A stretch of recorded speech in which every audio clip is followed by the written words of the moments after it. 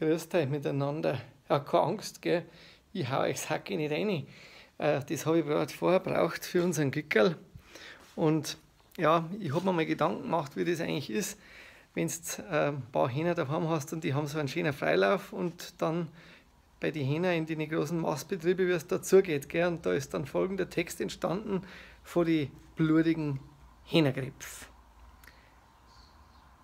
Unsere Händel sind heute besonders fresh und knusprig.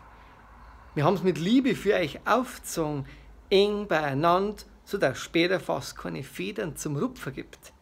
Ihre kleinen Brüder haben wir gleich durch die Hackmaschine durchgepatzt, damit der Rest noch ein wenig mehr Platz hat. Greift's zu! Unsere Händel sind ein wahre Wundermittel, durchzogen von Penicillin und Antibiotika. Da braucht es ein Jahr lang keinen Doktor mehr. Und wie resch die Haut ist.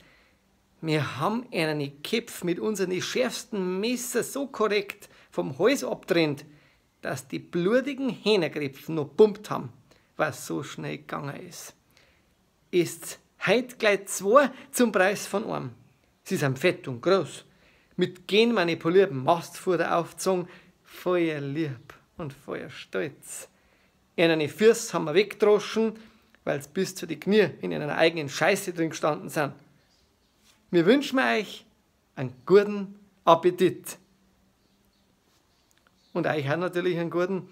Und wer andere bayerische Gedichte lesen will, kann einmal in mein Buch reinschauen. Tropfen auf wolfgang-hofer.de. Pfiat euch, Servus.